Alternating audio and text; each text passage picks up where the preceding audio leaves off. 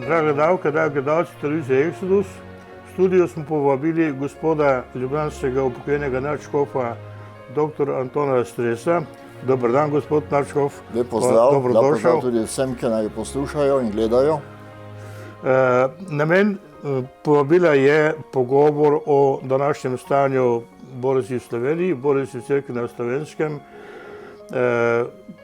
Tudi zaradi tega, ker ste bil 37 let, 37 let član in pa voditelj Slovenske komisije Pravičnost in mir pri Slovenski škofovski konferenci in ste takrat spremljali dogajanje v cerkvi in družbi v duhu socialnega nauka cerkve in to je lepa izkušnja, pa tudi človeku to izostrjen čut za spremljanje dogajanja, ko spremlja čisto po uradni dolžnosti.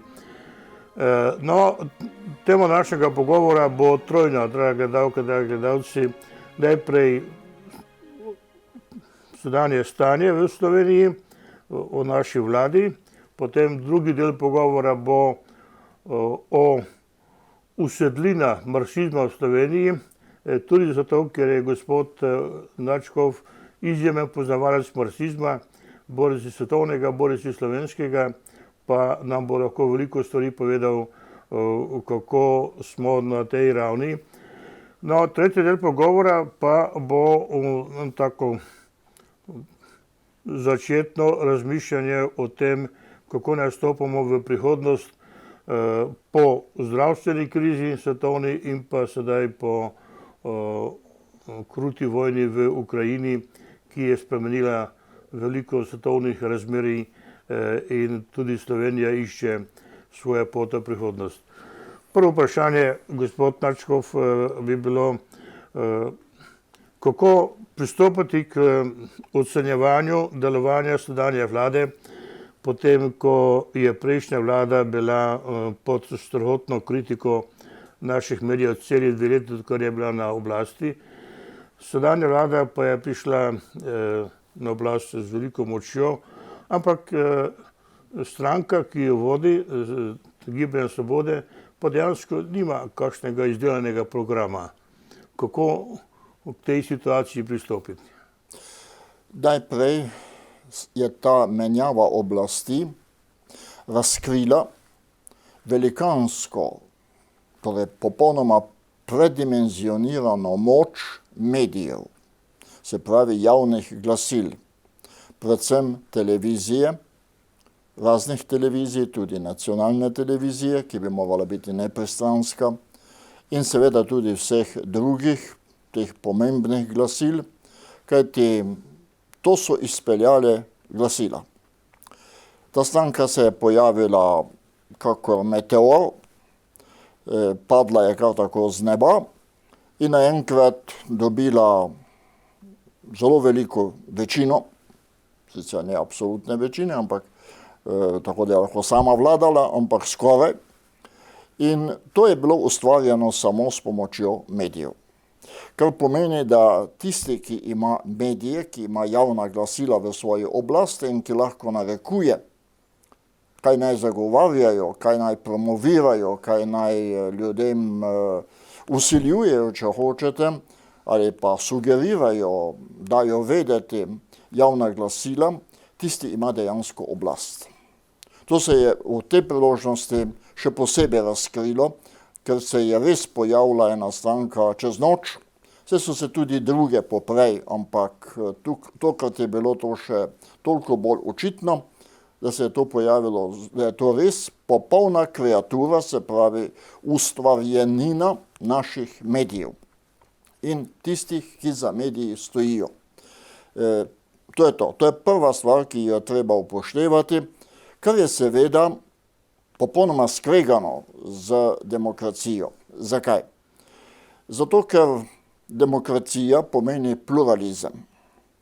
Pomeni, da imajo ljudje, ki smo vedno različni, glede na svoje nazore, na svoja prepričanja, na svoje vrednote, da imajo potem res ljudje tudi možnost, glede na svoje vrednote, stvari ocenjevati jih ocenjevati čim bolj nepristransko in potem na osnovi tega izbirati tisto, kar se jim zdi najboljše. Se pravi, pod pogojem demokracija predpostavlja, da so vsi ljudje bolj ali manj pametni, razumni, da so objektivni, pošteni in da znajo so svojo glavo misliti, presojati in potem temu ustrezno odgovorno izbirati. Vplivanje, tako premočno vplivanje preko javnih glasil na mišljenje, prepričanje ljudi, in še posebej, če gre za monopolno prepričevanje, se pravi, če vsi ljudje v glavnem imajo dostop do samo ene vrste informacij, druge vrste informacij pa niso tako navzoče, ne morejo nastopati z enako močjo, z enako lahkoto priti do ljudi, potem pomeni to, da se lahko z večino ljudi manipulira. Če uporabim tisti izraz, ki sicer ni simpatičen, ampak pove to, kar lahko pove, če se jim operejo možgani, to se pravi, da se jih prepriča v eno stvar, druga stvar pa se jim zamolči ali se enostavno o njej ne govori, ali pa prikaže v napačni luči. Če torej lahko zavajaš ljudi, če lahko z njimi manipuliraš, usmirjaš njihova prepričanja, potem to seveda ni demokracija, ker ni pluralizma. Ker nimajo ljudje možnosti, to kar pravi slovenski pregovor, slišati še drugo plat zvona. In tako dolgo je ta situacija, bodo zmagovali tisti, ki imajo premoč v svetu javnih glasil, od katerih smo pa v sodobnem svetu še vedno toliko bolj odvisni, kako so bili v preteklosti, ko so demokracijo snovali, recimo v 19. 18. stoletju. To se je tokrat zelo jasno pokazalo. Imamo torej to oblast, ki je prišla, torej na oblast tako, kot je prišla. Seveda, zaenkrat ne vemo nič, pri čem smo, zato ker tudi ti oblastniki so se znašli tukaj, Bog ve po volji koga, po volji stricev iz ozadja, kot se pri nas reče, ali pa tistih, ki stojijo odzadaj. In seveda je še vse skupaj precej zavito v meglo. Napovedujejo se razne stvari, ampak kaj pa iz tega bo, je pa vprašanje. Seveda je tudi veliko odvisno od modrosti teh naših novih oblastnikov.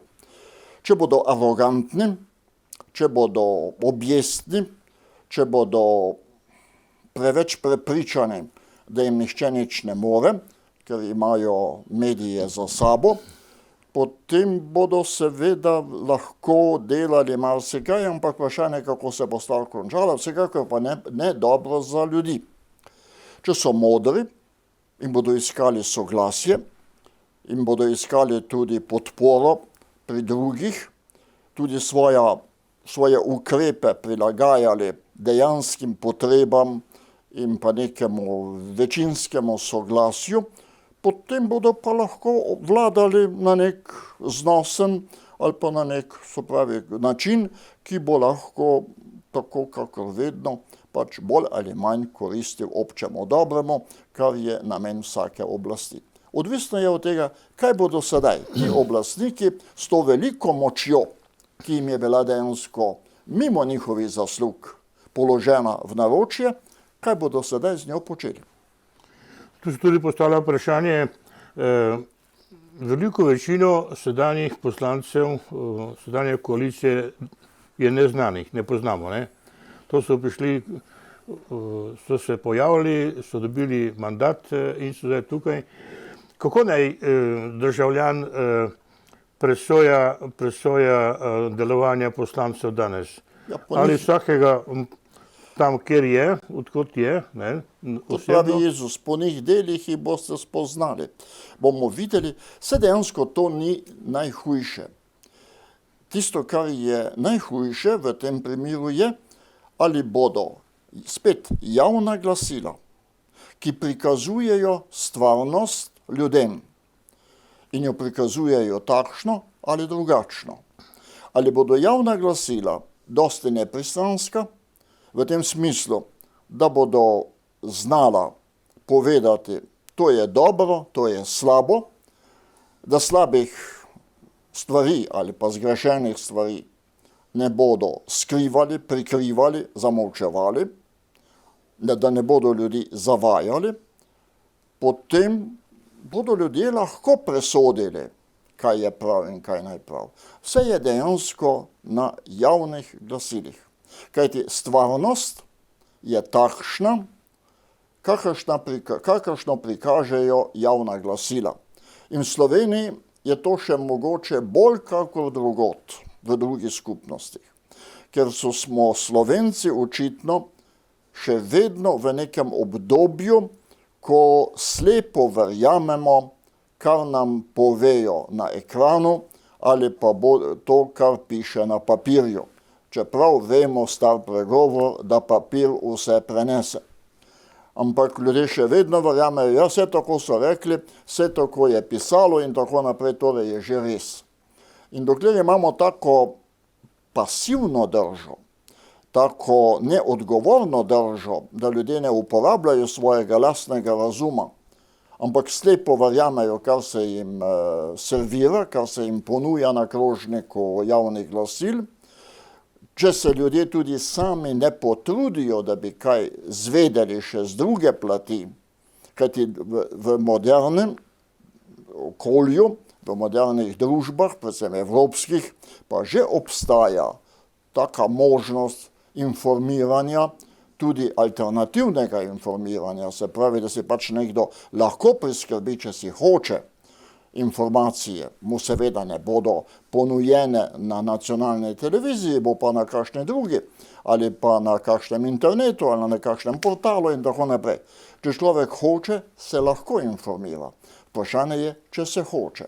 Se pravi, ali je dovolj odgovoren za to, da se reče, jaz se moram res informirati vsestransko, sam presoditi in potem v skladu s svojo osebno presojo ukrepati ali glasovati ali kakorkoli že ravnati. To je sedaj na izpitu naša odraslost. Ali se bomo pustili kot nedoletni otroci voditi za roko ali pa za nos, kako se pač vzame, ne? Yeah. Ali pa bomo res sami poskrbeli za dovoljno, za zadostno informiranost, glede na to, da pač imamo medijsko situacijo takšno, kot imamo. Kakšna je tukaj vloga sedanje opozicije? Torej, opozicija nima moči, ker sedanja opozicija izglasuje, kar hoče. Ampak debata v parlamentu pa poteka, ne? In kaj naj opozicijske stranke, to so samo dve, žal, kako naj zastavita presojo parlamentarnih odločitev, pa tudi vladne politike, torej bolj kot razmišljanje o tem, kam to vodi, pa opozarjajo na to, katere vsebine sedanja vlada opušča, ne? In da ustvarjajo prave vsebine, da potem ljudem pomagajo, da lažje presodijo, kaj je dobro, kaj je slabo. To je eno vprašanje. Drugo vprašanje je pa, kakšna je tukaj po vašem vloga cerkve? Zdaj, cerkev je zdaj, ko zdaj vemo, v tej prvi 100 dni, dejansko ni nobenega stika med oblastjo pa cerkvijo. To je cerkev na neki stranski poti. Kako to vidite vi? Kar zadeva prvo vprašanje, kakšna je vloga opozicije, seveda vloga opozicije je vedno enaka.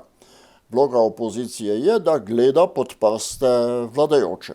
To je njihova pravica do nadzora in zato tudi je navadno, pravilo, da ima tudi opozicija, opozicijski poslanci v rokah tiste odbore, ki so še posebej zasnovani kot nadzor, finančni nadzor, nadzor izvajanja proračuna in podobno. Se pravi, da toda lažje pridejo do čim bolj dejanskih stvarnih informacij in da lahko potem tudi argumentirano, se pravi dokazano, dokazljivo, prepričljivo pač povedo to, kar je zapovedati. Njihova naloga je torej ta, da opozarjajo, seveda, da vedno kompletirajo, ne, da malo izpopolnjujejo to, kar dela vlada in kar vlada predlaga. Zdaj, normalno je, ali pa normalno bi bilo v neki normalni demokraciji, da tisti, ki vlada, išče najširše soglasje. To se pravi, da ne reče, nas je dovolj, imamo toliko in toliko poslancev, zagotovljenih toliko in toliko glasov in lahko delamo, kar hočemo. In ni treba, da poslušamo, kaj oni rečejo drugi iz opozicije, nas je dovolj, da glasujemo. To ni demokracija, to je diktatura večine. Diktatura večine ni demokracija. To je pa samo ena izmed oblik diktature, kajti nihče ne jamči, da je večina najbolj pametna, najbolj pravična in najbolj poštena. Večina tega ne zagotavlja. To zagotavlja razumnost poslancev, ne pa samo dejstvo, da jih je več kot 45 v našem slovenskem parlamentu. Večina ne jamči nič, no ne pravičnosti, ne poštenosti, ne strokovnosti. Zato je v interesu večine, če hoče dobro vladati, da prisluhne tudi drugim, ki imajo kaj zapovedati, in da celo išče najširše soglasje, tudi če to ni nujno potrebno. Ampak zato, da pride do takih rešitev, do takih zakonov, ki bodo povšeči in ki bodo res ustrezali potrebam, interesom najširšega števila ljudi. Če tega hotenja ni, potem to ni demokracija. In gre za iskanje, se pravi, dialoga, pogovora in iskanje soglasja. Tudi recimo z nekaterimi skupinami, kot je razumljivo, recimo, ko gre za manjšine, imamo 2 manjšinska poslanca, kajti manjšina je vedno v nevarnosti, da bo žrtev diktature večine. In temu se lahko izognemo samo tako, da pač poskrbimo, da ima tudi manjšina neko možnost sodelovanja, ampak je potem od modrosti večine odvisno, da res potem poskrbi, da tudi pripombe manjšine ali opozicije, kakokoli že, če se le uvidi, da stvar, kot rečemo, pije vodo, ne, se pravi, da je utemeljena, da so njihove pripombe upravičene, umestne, da se to tudi upošteva in da se išče kompromis, da se išče soglasje. To je dejansko demokracija. Samo pod tem pogojem in pa seveda druga stvar pa je, da se dosledno spoštuje ustava. V prejšnjem, v preteklosti smo imeli lep primer, ko je šlo za tisto zloglasno vprašanje financiranja zasebnih šol, da se skuša odločbo ustavnega sodišča. In ustavno sodišče je tisto, ki edino in avtentično, pristno razlaga ustavo, se pravi, da se neka ustavna pravica zaobide. Kar je seveda popolnoma skregano z demokracijo. Zakaj? Iz istega razloga. Ker večina nič ne jamči. Večina ne jamči, da ima večina prav, da je pošteno, da je pravično, da je strokovno ustrezno. Večina jamči samo to, da ima oblast. drugo pa nič. Ampak oblast je pa lahko dobra ali pa slaba. Se pravi, za primernost jamči razumnost, utemeljenost in da večinska stranka ali pa večinska skupina ljudi vendarle si ne privošči stvari, ki bi bile zelo, zelo daleč od tega, kar je pravično. Zato so tukaj postavljene ograje, ki jih predstavlja ustava s svojim poglavjem o človekovih pravicah in se seveda za razlago ustavnega sodišča, ki to ustavo v določenih primerih avtentično razlaga. Ampak, kot sem rekel, mi smo imeli celo primer, ko je večina gladko povozila, ignorirala, izigravala odločbo ustavnega sodišča in se je to mirno sprejemalo, kako da to nič ni posebnega, se tako imajo večino. Tukaj je edini, ki bi lahko nekaj naredil, javno mnenje, se pravi tisti, ki oblikuje javno mnenje, glasila. Glasila v neki drugi državi, ki bi imeli neodvisna glasila in ki bi bila imeli kritična glasila, si večina ne bi nikoli upala tega narediti, ker bi vedela, da bo naletela na kritiko javnega mnenja in če seveda naleti na kritiko javnega mnenja, je tako to na prihodnjih volitvah porazno zanje. Ker so pa pri nas vse te kritične, bi lahko rekli, inštance kritične, nekako onemogočene ali pa jih vodijo eni in isti ljudje, potem niti javno mnenje, se pravi niti javna glasila, celo seveda sama večinska stranka tega ne more izvajati oziroma te kontrole ni in zato imamo včasih lahko sprejetje nekaterih zakonov ali pa ukrepov, ki so zelo daleč od resnično demokratičnih Tudi so protiustavni, ne? In to je, kot sem rekel, tisti primer o tem financiranju zasebnih šol, je tipičen primer. Tega se recimo v neki razviti demokraciji ne bi upali nikoli narediti, da bi povozili preprosto par let ignorirali odločbo ustavnega sodišča. To si v razviti demokraciji ne morejo dovoliti, ampak tudi pri nas ne bi, če bi tudi mediji vpili, tako kot vpijajo za kakšno drugo stvar, ki je neprimerno manj pomembna, bi morali tukaj vpiti, kot so pravi, pač opozarjati, spodbujati torej javno kritiko in bi to potem dalo misliti tistim, da vendarle so tudi večinski oblasti postavljene meje, to pa je spoštovanje ustave, človekovih pravic in pa splošnih moralnih načel. Kar pa zadeva drugo vprašanje, ko ste mi ga postavili glede vloge cerkve. Seveda, vloga cerkve ni, da bi bila nek neposredni dejavnik v tem političnem kontekstu.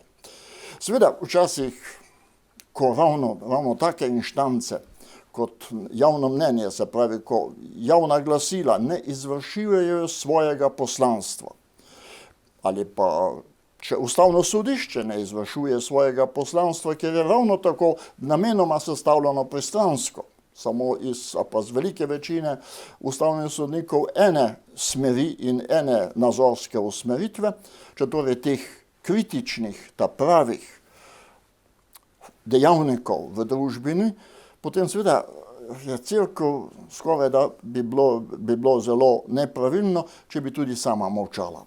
Ampak ni pa normalno, da ona nekaj nadomešča nek manjkajoči demokratični dejavnik. Je pa seveda še vedno vloga v tem, da preko svojega družbenega nauka svojim vernikom, ki so hkrati državljani in hkrati volivci, pojasnjuje in jih vzgaja v tem, kaj to za nekoga, ki je kristjan, pomeni, se pravi, da jim pomaga, da če je treba, če javno mnenje ni dovolj pravično, kaj so dejansko pravične zahteve, se pravi, gre za ozaveščanje svojih lastnih članov, do tega ima absolutno pravico in je to njena velik prispevek, ker je eden izmed kritičnih glasov v družbi in ki je seveda tudi pri nas še vedno pravzaprav edina velika organizacija, ki je že od časa komunizma zunaj kontrole levih sil. Seveda, pri nas se vedno znova naleti na to, kaj se cerkev vtika v politiko. Ne? To smo slišali že milijonkrat. V sodobni demokratični državi ni nobene prepovedi nobenemu človeku, da ne bi javno povedal svojega mnenja. Ena izmed temeljnih demokratičnih pravic je, da ima človek pravico javno povedati svoje mnenje, svoje mišljenje, svoj nazor, ga tudi razglašati. Pravica govora, pravica širjenja informacij, pravica širjenja svojih mnenj. To brez tega demokracija pade. Ko so se v preteklosti bojevali za demokracijo, so se bojevali za te pravice. In seveda danes odrekati to pravico cerkvi v imenu nekega namišljenega monopola nad področjem politike, kako da to je pa samo drugi, je seveda popolnoma neutemeljeno in mi kot kristjani temu ne smemo nasesti. Mi ne smemo se pustiti impresionirati, pa se reči, ja se res, tega pa ne smem. Nobenega razloga ni, da ne bi smeli v cerkvi, da ne bi smeli ljudje povedati tega, kar mislijo o kakršnekoli stvari, predvsem tisti, ki zadeva nas vse. Seveda, kot sem že prej rekel, če to ni potrebno, če druge kritične instance, če druge kritične dejavniki v družbi funkcionirajo, tako kot bi morali funkcionirati, potem bi tega ne bi bilo treba, ker bi to delo opravili drugi. Če ga pa dobro, pri nas nihče ne upravlja, če so mediji pristranski in govorijo samo tisto, kar je všeč določeni oblasti, potem seveda pač je treba tudi to dopolnjevati. No, če se zdaj pridemo k drugemu slogu vprašanj, to je prisotnost marksistične misli v slovenski kulturi, pa v našem načinu razmišljanja. Torej, znana je tista odločitev iz Ščebin, da so se že pred vojno leta 1938 slovenski komunisti odločili, da bodo spremenili značaj slovenskega ljudstva z močjo ideologije marksizma. No, in to so potem tudi delali ves čas, že med vojno, pa ves čas po vojni, pa še danes. Vi kot poznavalec marksizma bi vas vprašal dve stvari. Do kakšne mere je v slovenski zavesti prisotno poznavanje tistega pravega marksizma, izvirnega, filozofskega? Kaj pa je recimo primes marksizma, leninizma, variante oblike oblasti v Rusiji, ki je vzela marksizem kot utemeljitev, upravičilo svojega delovanja. In ta odnos med leninizmom in pa pristno marksistično miselnostjo, a je to sploh prisotno v slovenski zavesti ali je to vse šlo mimo? Ne, v slovenski zavesti to ni prisotno, oziroma v slovenski zavesti na splošno pri mnogih ljudeh vlada prepričanje, da zdaj, ko je konec tistega, recimo to bolševističnega modela komunizma, marksizma, leninizma, kot smo ga poznali v teh vseh vzhodnih deželah in tudi v Jugoslaviji, z raznimi majhnimi odstopanji, razlikami, ampak v bistvu je to bila stroga totalitarna diktatura stranke, ki je izvajala teror nad ljudmi, bolj ali manj krut, kakor je pač naneslo in so čutili za potrebo, da je pač to bistvo marksizma in zdaj, ko tega ni več, da zdaj marksizma ni več.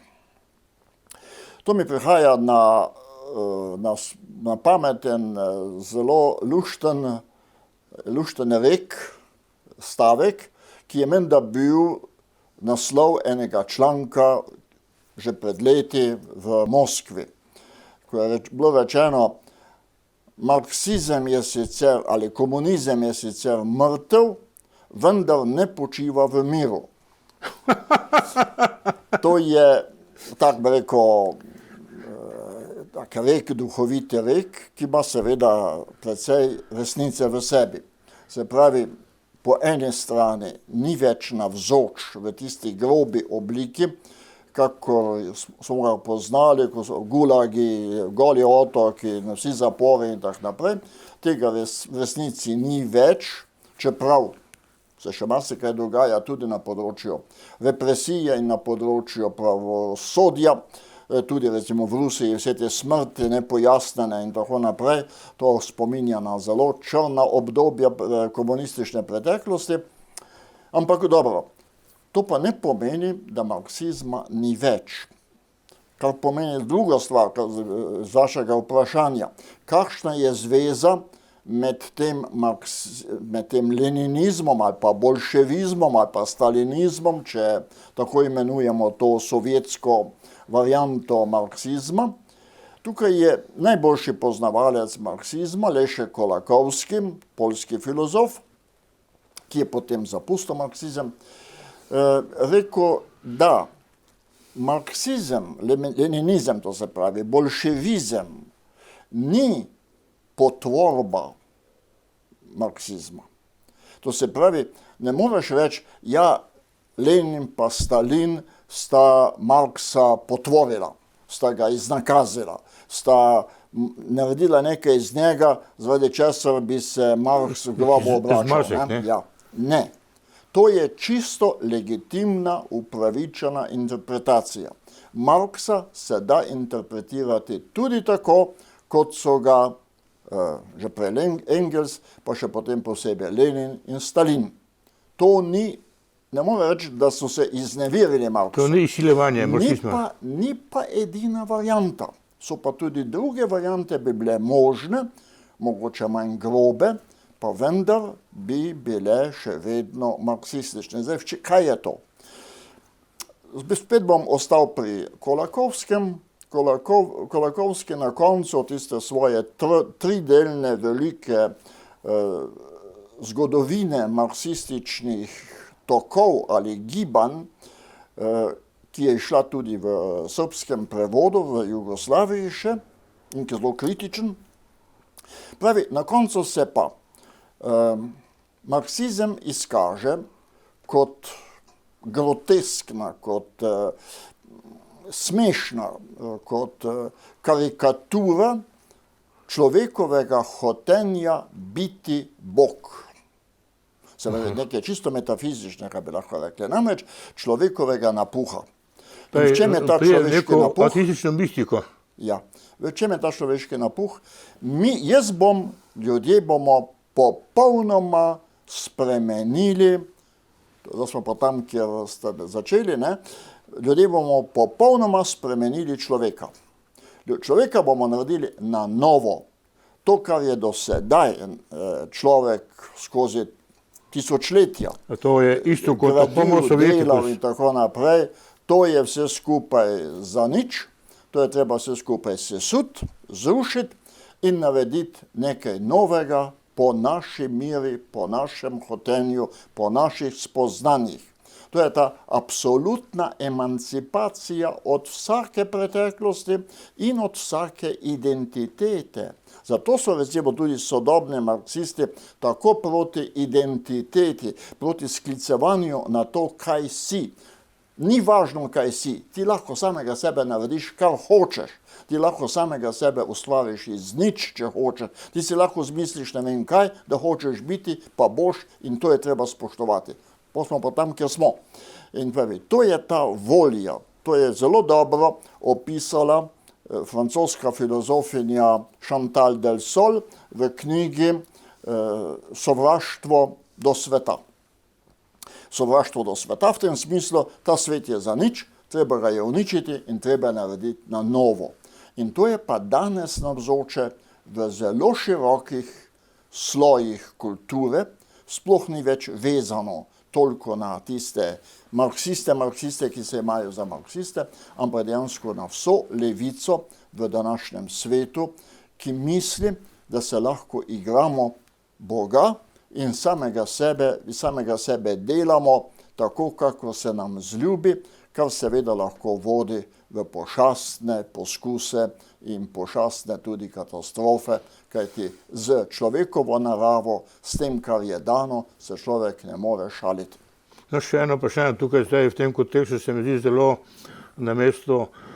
A se je ta varianta tolmačenja avtentičnosti človeka po lastni navdihu, a se lahko tudi prelevi ali pa uporabi recimo neko imperialno zamisel, recimo rusko imperialno zamisel, se da tolmačiti tudi v luči marksizma, da je ruska zgodovinska izkušnja edina najboljša na svetu in da to sedaj, kaj dela Putin, ne, ko pravi, da je ruski sistem in verovanja in delovanja države in cilji ruske države, da je to najboljše na svetu. Ja, seveda, vsak imperializem, vsaka želja po absolutni nadvladi je seveda strahoten izrastek človekovega napuha in človekove domišljavosti,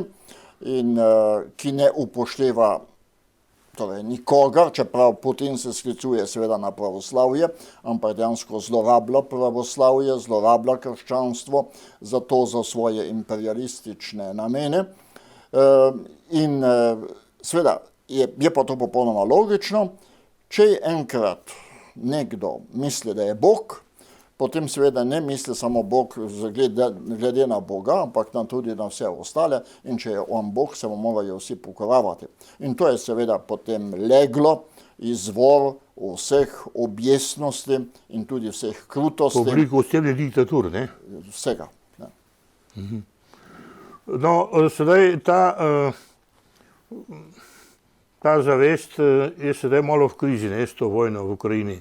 Sedaj človeštvo ve, Rusi so dejansko povedali, kaj želijo in kaj hočejo in kaj je njihov cilj, torej svetovna dominacija. Tukaj so zdaj jim pomagajo še malo Kitajci. Kako se bo to končalo? Ja, jaz nisem prerok, ne vem. Jaz se upam, da bodo tudi tokrat ti imperialisti jih dobili po prstih. Ker očitno je, da druge poti ni, kako da se jim ta poskus izpridi oziroma ponesreči. Če drugi ne bodo poskrbeli, da se jim to ponesreči in da se takim in podobnim odvzame pogum, da bi še kdo to poskušal, potem bodo seveda šli naprej, kajti tukaj nobenih drugih zavor ni. Edina možna zavora je, da se jim to ne posreči. To pa je zdaj odvisno od Evrope, od Amerike, od vsega svobodnega sveta, da to prepreči. In to, kar je zadnjič rekla predsednica Evropske komisije, da je nujno, da Putin ne uspe, da vojna v Ukrajini ne uspe Rusom, ampak da doživijo tukaj poraz. To je nujno, ker če tega ne bo, isto kot pri Hitlerju. Če tega ne bo, če bodo zmagali, potem bodo dobili krila za to, da bodo šli še naprej. No, zdaj so že pri tretjem, povemo, področju vprašanj. To je, kako naprej. Sedaj je stvar še v dogajanju, ne, se pravi, še ni zmage. Zmaga je v tem smislu, da je človeštvo spoznalo, da ta varianta ni dobra za človeštvo. Ne. Sedaj, kako v Evropi okrepiti identiteto evropsko, potem pravo demokracijo, demokratično miselnost in pa kakšne skupne cilje naj evropski narodi iščejo in tudi miselno oblikujejo, ne? Ker naš potencial, človeški potencial je treba usmeriti. Ne? Se pravi, nekdo mora narediti eno miselno varianto, da se potem človeška moč tja usmeri. Kako vi vidite to dilemo v Evropi? To se pravi, vse dileme pravzaprav ni. Hočem reči, se nimamo ne vem koliko možnih izbir. Prvič, ni nobene potrebe, da bi si stvari izmišljevali na novo, če imamo v svoji preteklosti, v svoji zakladnici preverjene modele, načine, kako ravnati. In Evropa te preverjene modele ima. Evropa najbolj plemenitim svojim zgodovinskim dosežkom naj ostane zvesta. Se pravi, naj ostane zvesta Evropa svojim koreninam. In pri teh koreninah seveda ne more mimo krščanstva. To je, lahko rečemo, razvidna stvar. Seveda, nekateri pač nočejo tega videti in se hočejo delati pametnejše, kakor so, in pač odkriti Ameriko, ki je ni treba odkrivati. Evropa ima vse do, lahko rečemo, do 70-ih, 80-ih let preteklega stoletja eno demokratično tradicijo, ki je vedela, kaj je demokracija, ki je tudi si izmislila demokracijo, izmislila se pravi oblikovala, tudi z nekaterimi napakami, ki so se potem pozneje razkrile kot napake. Velika napaka utemeljitelja evropske demokratične misli iz 18. stoletja, Rousseau in podobne, je bila domneva, spet domišljavost, da je človek po naravi dober.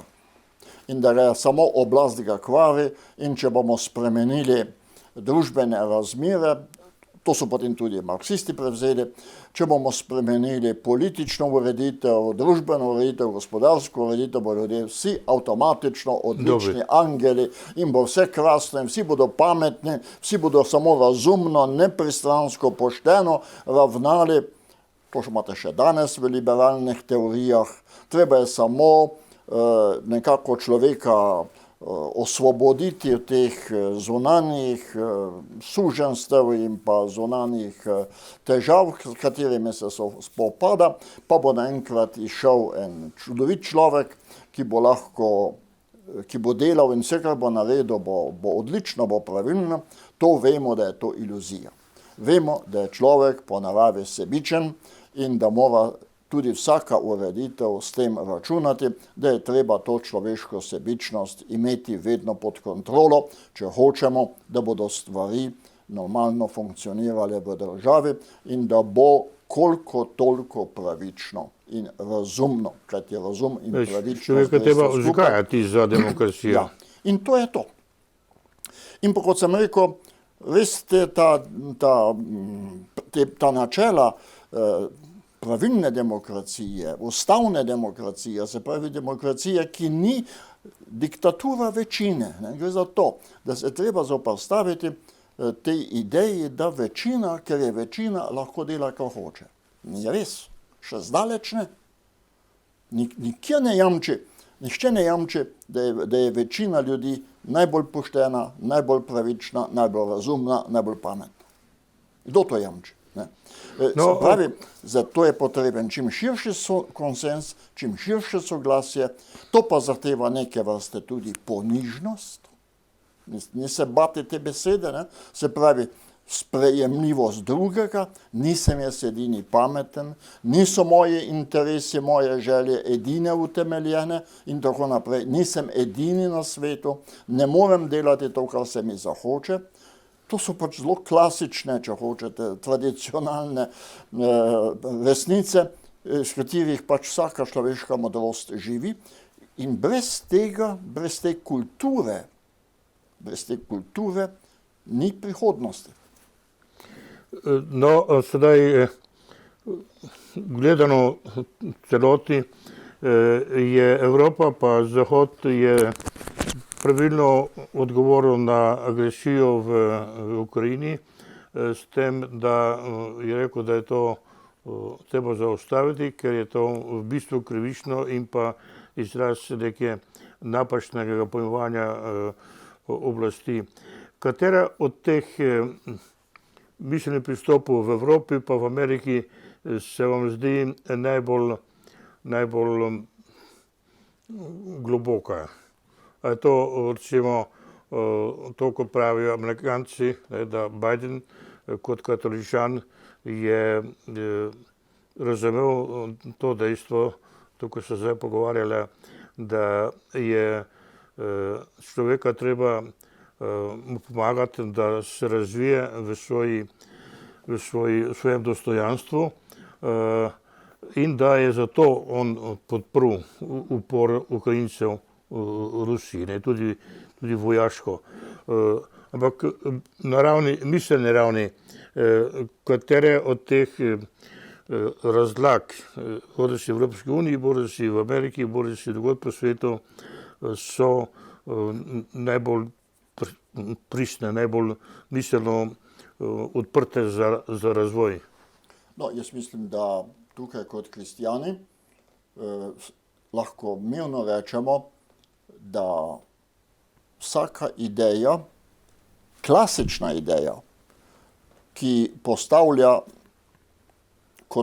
kot glavno izhodišče človekovo dostojanstvo z njegovimi pravicami, in na tej ideji tudi počiva katoliški družbeni nauk. Vsaka taka je tista, ki je lahko podlaga za neko trajnostno, vzdržno demokracijo. Pri sedanjem stanju se je zabati ena stvar.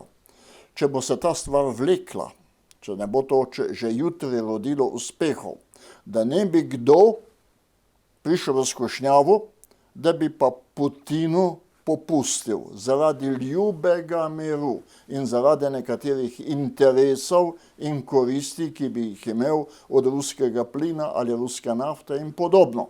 To je nevarnost, da bodo zaradi sebičnih koristi popustili v načelih, ki jih je treba zagovarjati in ki jih se danes še zagovarjajo. Ker če izgubiš svobodo, si izgubil vse, ne? Ja, da bi pri tem vztrajali, torej pri moralnih načelih, ne pa pri nekih kratkoročnih interesih in koristih. In to pa lahko samo takrat, če postavimo kot temelj naših odnosov ne samo tisto, kar se najbolj splača, kar je najbolj koristno, ampak tisto, kar je pošteno, kar je pravično in kar je prav. To se pravi, brez pravičnosti, brez človekovih pravic, brez razumnosti, brez spoštovanja človekovega dostojanstva v njegovi človeški naravi, brez tega ni mogoče. In tukaj, ko govorim o človekovih pravicah, treba vedeti, da vsaka človekova kaprica, vsaka človekova želja, vsak človekov interes še ni človekova pravica. Seznam človekovih pravic ni neomejen.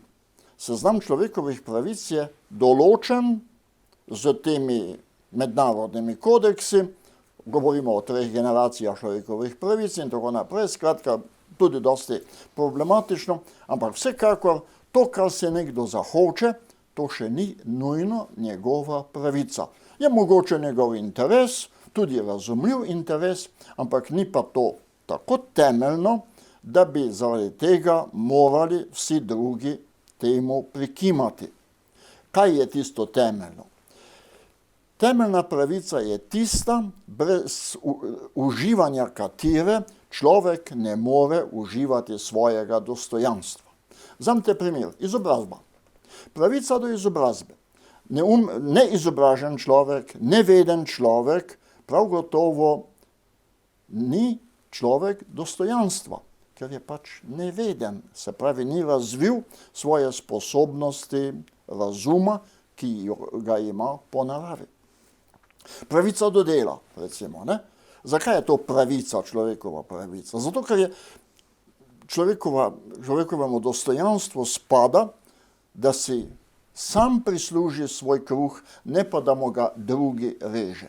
Se pravi, da postaja čim bolj neodvisen in da lahko sam poskrbi zase, da ustvarja, da dela, da pokaže svoje sposobnosti in preko dela razvije svoje sposobnosti. In tako naprej.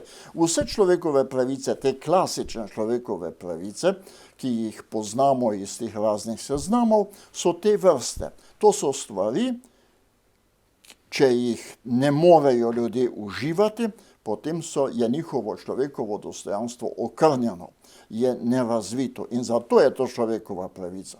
Če pa jaz hočem biti ne vem kaj si izmišljujem, imeti neki spol, ki doslej še ni obstajal, to pa seveda ni to, kar bi zahtevalo moje človekovo dostojanstvo in to seveda ne more biti človekova pravica. Zato pravim, ni vsaka človekova želja ali pa človekova fantazija ali pa človekova kaprica ali pa tudi včasih nekatera razumljiva želja in to ni še takoj človekova pravica, ker ni rečeno, da brez tega ne more uživati svojega človekovega dostojanstva v polnosti.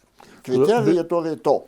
Ali je to tako pomembna stvar, da če tega nimam, ali če tega ne razvijem, ali če tega ne morem uživati, da sem potem v svojem dostojanstvu okrnjen. To je svoboda, to je možnost razširjanja, združevanja in tako naprej. Skratka, vse te klasične človekove pravice pri vsaki lahko pokažete, to je tako temeljna stvar, da če človek, ki tega nima, pravzaprav je nekje okrnjen v svojem človekovem dostojanstvu. A bi lahko rekli, da človekove pravice so tiste, ki človeku pomagajo, da v sebi doživi in tudi odkrije svojo odprtost v absolutno. Tudi.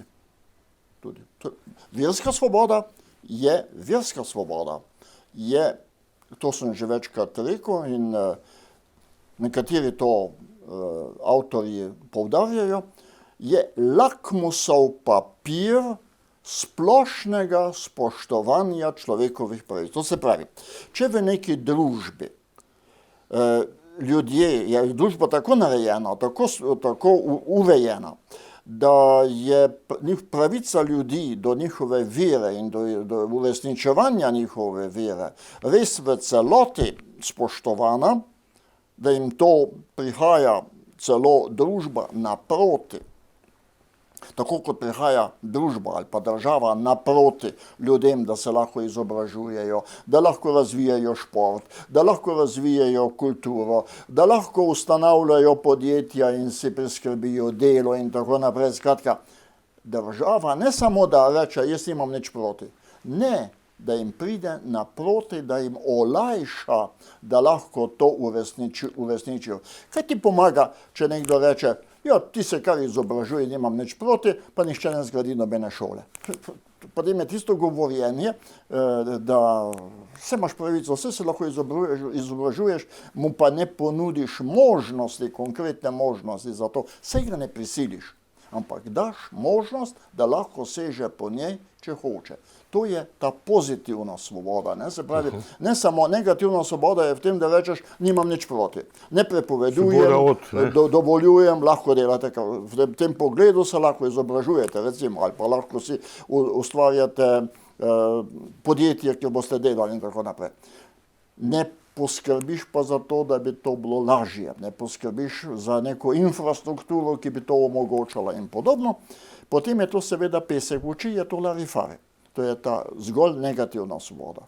Svoboda je pozitivna, kar pomeni, da država za uresničevanje nekaterih pravic ljudem pride, jaz pravim ta izraz, pride naproti.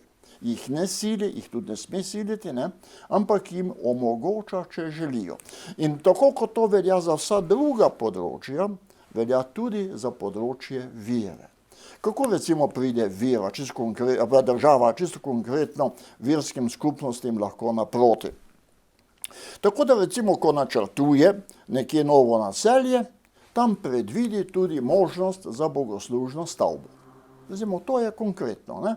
Se pravi, tukaj pa lahko stoji, če bodo ljudje Če bodo ljudje to hoteli, je pa tukaj rezerviran prostor, da se lahko postavijo svojo cerkev ali kakršnokoli drugo versko stavbo. Ne? Tako prihaja naproti. In seveda z vsemi drugimi takimi olajšujočimi, omogočujočimi ukrepi, na ta način potem skupnost spodbuja uresničevanje človekovih pravic in to je tisto, kar so človekove pravice.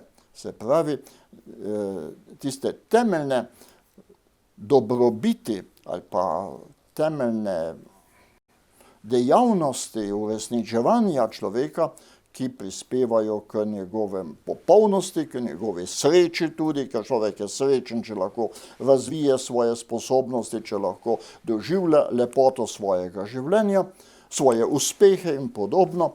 In potem je to res družba, ki ima srečne državljane. Ki ima tudi prihodnost, ne? Ima prihodnost.